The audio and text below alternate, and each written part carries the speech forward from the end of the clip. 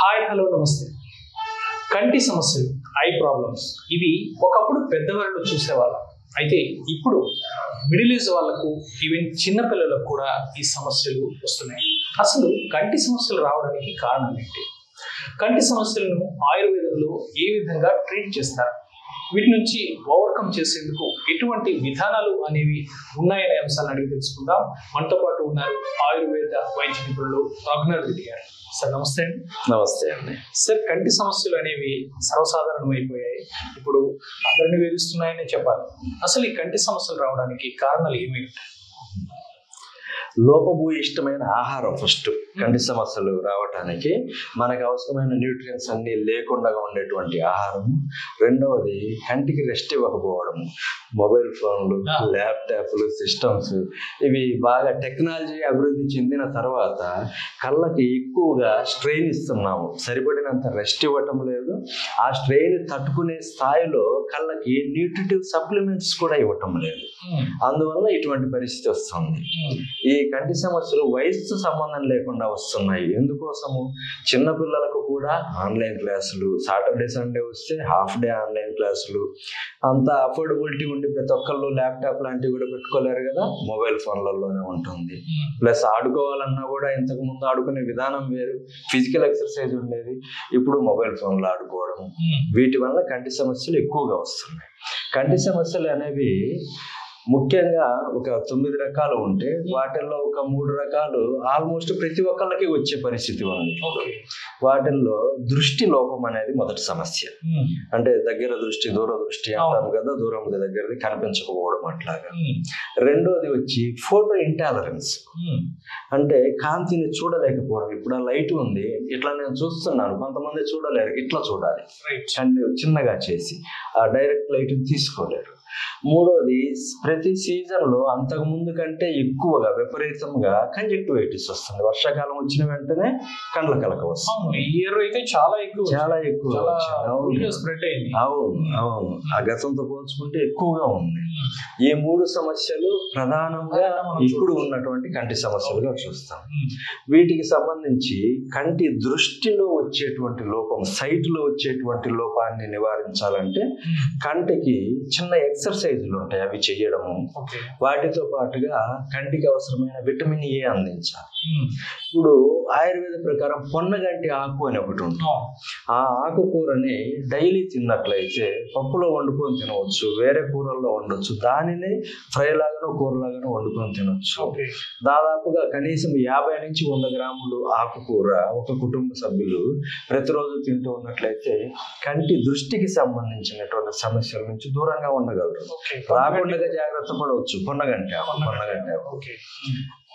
కంటి దృష్టి సమస్య వచ్చిన తర్వాత కూడా తీసుకుంటున్నట్లయితే అది కొంతగా తగ్గుతుంది, పూర్తిగా నయం కాదు కానీ తగ్గుతుంది. ఆ సైట్ నెంబర్ అనేది తగ్గుతుంది అట్లా. ఇక రెండోది ఫోటో ఇంటాలరెన్స్, కాంతిని డైరెక్ట్ గా చూడలేకపోవడం. ఇది యూజువల్ గా ఎక్కువగా మొబైల్ ఫోన్లు, సిస్టమ్స్ యూజ్ చేసే వాళ్ళకి వస్తుంది.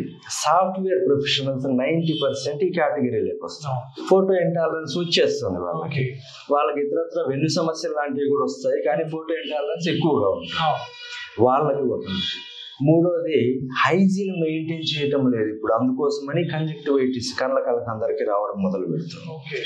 ఈ కళ్ళ కలక లాంటివి రాకుండా ఉండాలి అంటే పచ్చకర్పూరం కొద్దిగా నీళ్ళల్లో, అంటే ఒక చిటికెడు చేతితో పచ్చకర్పూరం పొడి ఎంత తీసుకోగలమో అంత పచ్చకర్పూరాన్ని ఒక 5 ml నీళ్ళల్లో కలిపి ఒక 2 చుక్కలు ఈ కంట్లో 2 చుక్కలు ఈ కంట్లో వేసుకొని కళ్ళు మూసుకొని ఒక 30 సెకండ్ల నుంచి తర్వాత కళ్ళు తెరుస్తూ ఉంటే కళ్ళకి ఇమ్యూనిటీ, వ్యాధి నిరోధక శక్తి పెరుగుతుంది.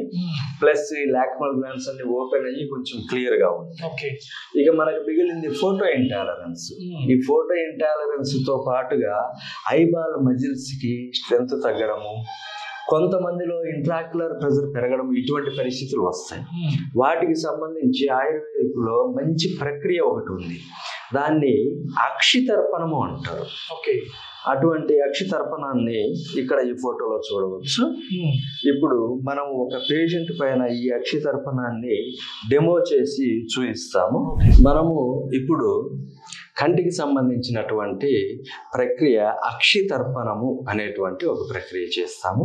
దీని ద్వారా కంటికి సంబంధించిన ఐబాల్ మజిల్స్ స్ట్రెంథెన్ అవుతాయి, దృష్టికి సంబంధించిన లోపం కొద్దిగా సరి అవుతుంది, ఫోటో ఇంటాలరెన్స్ కూడా తగ్గుతుంది, ఇమ్యూనిటీ లెవెల్ పెరుగుతుంది.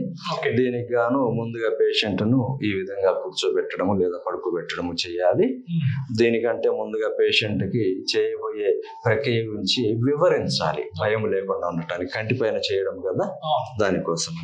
ఇలా చేసిన తర్వాత మినపపిండితోటి కళ్ళకు సంబంధించి మనం ఈ విధముగా ఒక టబ్బు లాగా తయారు చేసి కళ్ళ పైన ఈ విధంగా పెట్టవలసి ఉంటుంది. దీన్ని కళ్ళపైన కనుబొమ్మల పైన, కనుబొమ్మల నుంచి బయటకి ఏమీ దొర్లిపోదు, హైట్ ఉంటుంది కాబట్టి అటు ఇబ్బంది ఏమీ లేదు.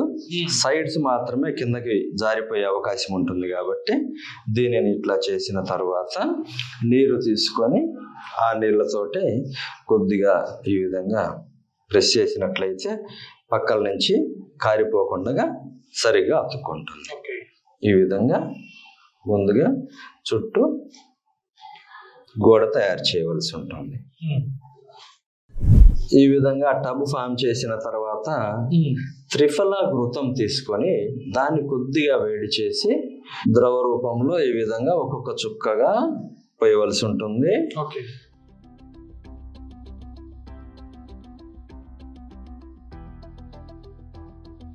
అలా పోసిన తర్వాత పేషెంట్ని మెల్లగా కళ్ళు తెరవమని చెప్పాలి. మెల్లగా కళ్ళు తెరవండి. కళ్ళు తెరిచిన తర్వాత కూడా మెల్లగా తెరవండి. తెరిచి ఓపెన్ చేసే ఉంచండి. లైట్గా మంట పుడతాయి, వెంటనే ఆగిపోతుంది మంట. ఓపెన్ చేయండి, అలాగే ఉండండి.